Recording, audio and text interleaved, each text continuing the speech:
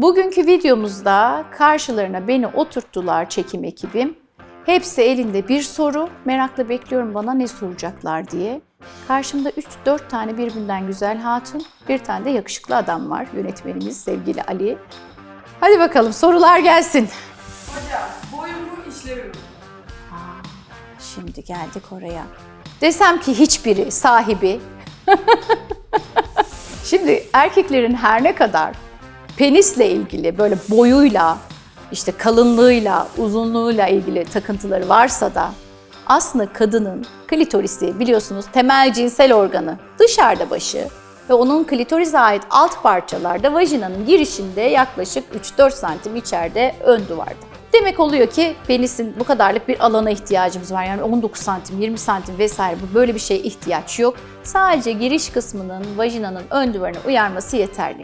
Ama derseniz ki kalınlığı, evet kalınlığı bir tık etkiliyor.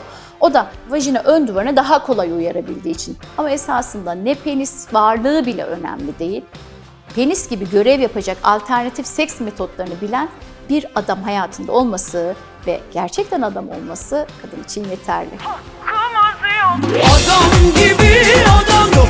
Nerede adam ya da bize rast gelmez.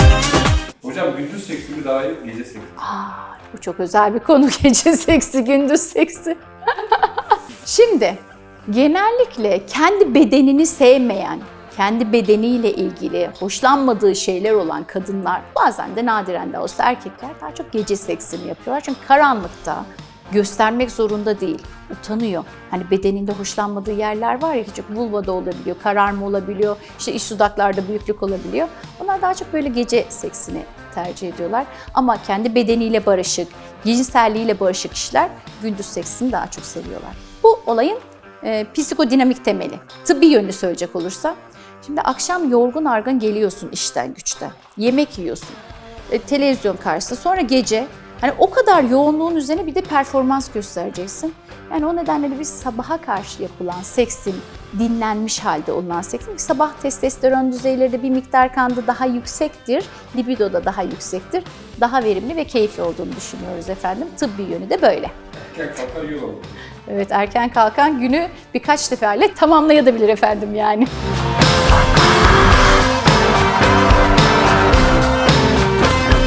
Cinsellikle ilgili herhangi bir şey denemek istiyorum ancak partnerim istemiyor. Şimdi bu cinsellikle ilgili denemek istediğin şeyler aslında cinsel taciz, şiddet boyutuna kadar gidebiliyor. Yani şimdi burada karşılıklı rıza çok önemli. Eğer partnerin istemiyorsa hiçbir şeye zorlayamazsın. Ama partnerini denemesi konusunda motive etmek gerekiyor. Ve hani bu istediğin şeylerin ona keyif verebilecek bir şey olacağını söylemen gerekiyor. Bazen denemek istemediğimiz şeyler aslında tam da keyif alabileceğimiz şeyler olabiliyor. Bilinçaltı kodlar bundan dolayı istemiyor olabilir. Partnerini bunu kabul etmediği noktada da rıza bizim için çok önemli. Eğer karşılıklı rıza yoksa işte karşılıklı mastürbasyon, oral seks, anal seks, bunların hepsi çok yoğun ve hatta başka şeyler de var. Onlara da girmek istemiyorum bunlar çünkü artık parafilik bozukluklara giriyor. O noktada cinsel şiddete, zorbalığa, tacize giriyor. Rıza olduğu her noktada birliktelik. Ama rıza yok ve sen istiyorsun. Bunu neden istediğini, sana ne katkısı olacağını, hani açık bir dille söylersen, hadi oral seks istiyorsun, diyelim ki sevmedi, yani bunun pis bir eylem olarak düşünüyorsa al, yıka, mis gibi beraber yıkanalım, ondan sonra dersen bu noktada belki de evet der. Ya da artık bazı özel malzemeler de ürettiler. İşte cinsel yolla bulaşan hastalıklardan korunmak için vajinanın girişine, vulvanın girişine ya da penise işte prezervatif gibi o şekilde de oral seks yapılabilir. Ama işte mesela diyorsun ki ben fantazileri söylüyorum ama acaba biraz açar mısın, sen ne istiyorsun da yapmıyor gibi fantazi olarak değerlendirin. Diyelim ki sen işte gittin dağın tepesinde, işte Ağrı Dağı'nda seks yapmak istiyorsun. Yani onu kimse yapamaz. Öyle bir şey olmaz yani. Uçan güvercin olsa. Cinsel ilişki süresi var mıdır? Varsa nedir? Bazıları var ki daha üstünü çıkartamadan erekte oluyorlar. Bu mesela hiper hızlı erken boşanma diyorum. Şimdi bir kadının orgazm olabilmesi için, cinsellikte hazda ulaşabilmesi için bir ön sevişme süresine ihtiyacı var. Bu ön sevişme süresi Tabii kadının deneyimine, cinsellikteki erojen bölgelerini tanımasına, bu beklentilerini partnerine aktarmasına göre değişmekle beraber ortalama 12 dakika ile 20 dakika arası değişmekte. Yani bir ön sevişmeye ihtiyaç var. Partneri onu 10 dakika, 20 dakika uyaracak, ardından boşalacak. O zaman bu ideal seviye. Ama 7 dakikanın altında partner boşalıyorsa ya da 25 dakikanın üzerinde boşalıyorsa, şimdi 7 dakikanın altındakine biz erken boşalma diyoruz. 25 dakikanın üzerine de geç boşalma diyoruz. Bu 25 dakika vajinada geçirilen süre.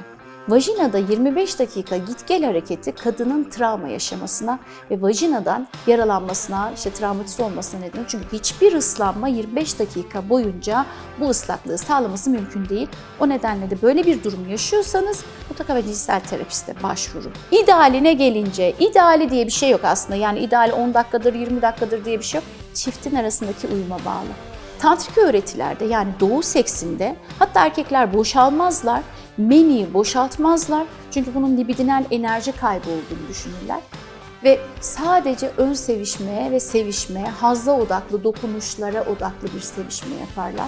Ve bundan alınan hazzın çok daha yüksek olduğunu düşünürler. Yani kısacası işte 5 dakikada bitirmeliyim, 15 dakikada bitirmeliyim diye bir şey yok. Çiftin arasındaki uyuma bağlı. Bazen de şipşak dediğimiz bir seks vardır. Çiftin arasında artık uyum sağlanmıştır. Hızlı cinsel birliktelikler yaşanabilir ve tavşan gibi diyoruz biz onlara. Ama bu çiftin arasındaki uyum giderek arttıkça, birbirlerini tanıdıkça yaşanan bir şey. Normal koşullarda kadının o kadar kısa sürede orgazma ulaşması mümkün değil. Yani 7 dakikanın altında erken boşalan bir erkek varsa hayatında, işte bunun süresi ne yazık ki kötü oluyor. İdeal ilişki süresi ne demek? Banyosuyla, duşuyla sen bir yarım saati gözden çıkar demek oluyor. Bu yayınımızın da sonuna geldik. Aslında merak edilen çok sayıda soru olmakla beraber bir sonraki videoda görüşmek dileğiyle. Umarım cinsel yaşamınız keyifli, güzel, uyum içerisinde geçer. Merak ettiğiniz konuları ve soruları bu videonun altına yazmayı, kanalıma abone olmayı ve sevdiklerinizle paylaşmayı unutmayın efendim. Görüşmek dileğiyle, saygılar.